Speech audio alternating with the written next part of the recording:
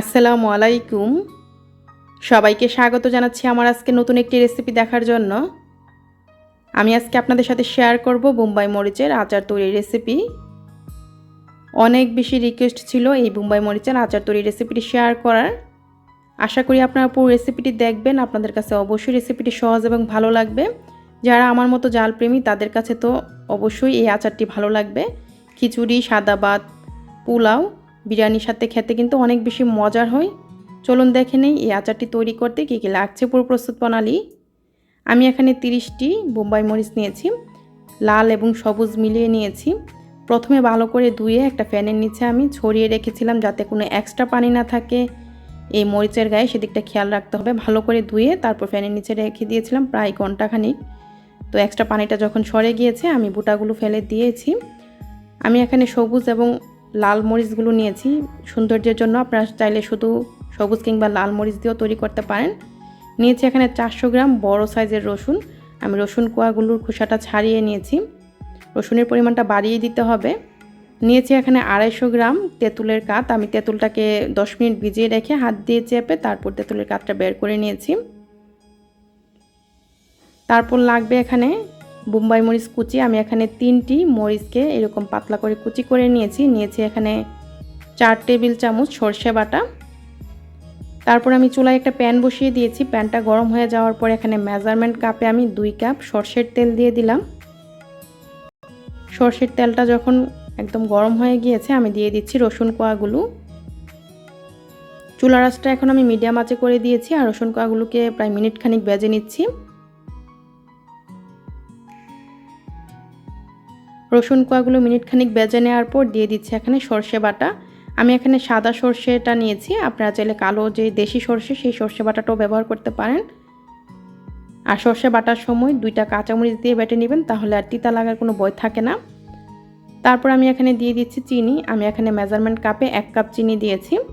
চিনির পরিমাণটা আপনারা যেরকম পছন্দ করেন তেমনই দিবেন। আর এখানে আমি স্পেশাল যে আচারের মশলা আমার তৈরি, তো আমি এখানে স্পেশাল আচারের মশলা দিয়ে দিলাম 2 টেবিল চামচ, আর 1 টেবিল চামচের মতো রেখে দিয়েছি। দিয়ে দিলাম এখানে 1 চা চামচের যে কিছুটা বেশি হলুদ গুঁড়া, পরিমাণ মতো লবণ দিয়ে দিলাম। এখানে বোম্বাই মরিচ যে কুচি করে রেখেছিলাম, কুচি করানো, তো দেওয়ার পর এখন আমি অনবরত নেড়ে দিচ্ছি।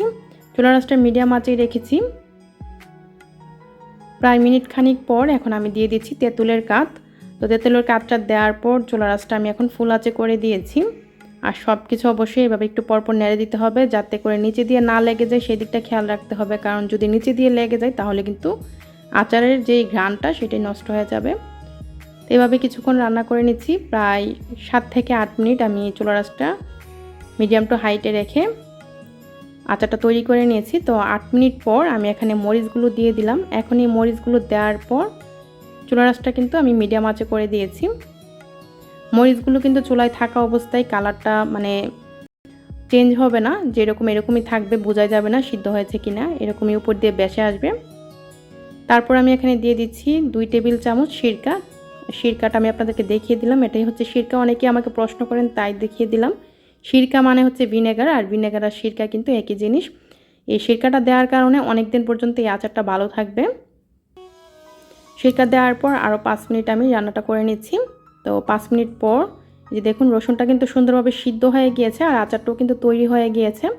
এখন যে আমি 1 টেবিল চামচ স্পেশাল যে আচারের মশলাটা রেখেছিলাম, এই আচারের মশলাটা দিয়ে দিব। আচারের মশলাটা দিয়ে দেওয়ার পর নেড়ে চেড়ে তারপর চুলা থেকে আচারটাকে নামিয়ে নিব। আর এই আচারের মশলার রেসিপিটা আমি কিছুদিনের ভিতরেই আপনাদের সাথে শেয়ার করব, আপনারা দেখে নিতে পারবেন। তো দেওয়ার পর নেড়ে চেড়ে তারপর আমি প্যানটাকে চুলা থেকে নামিয়ে নিয়েছি। আর এই যে দেখুন ঠিক এরকম হয়েছে আচারটা। আর এখন আমি অন্য একটা বাটিতে এই আচারটাকে নিয়ে নিচ্ছি। বেশিক্ষণ যদি যেই প্যানে আচারটা তৈরি করেছি আর সেই প্যানে যদি রেখে দেই তাহলে আচারের কালারটা কিছুটা নষ্ট হয়ে যাবে, তাই আমি অন্য একটা ছড়ানো পাত্রে তারপর আচারটা নিয়ে নিয়েছি আর অপেক্ষা করছি একদম পুরোপুরি ঠান্ডা হওয়া পর্যন্ত। আচারটা কিন্তু গরম অবস্থায় কাচের বয়ামে নেওয়া যাবে না, একদম পুরোপুরি যখন ঠান্ডা হয়ে গিয়েছে এখন একটা কাচের বয়ামে আমি ভরে নিচ্ছি। তো কাচের বয়ামে রাখলে অনেক দিন পর্যন্ত আচারটা ভালো থাকে। আমি এই আচারটা প্রত্যেক বছরই তৈরি করি, প্রায় বছর খানিক ভালো থাকে যদি কাচের বয়ামে রাখা হয়।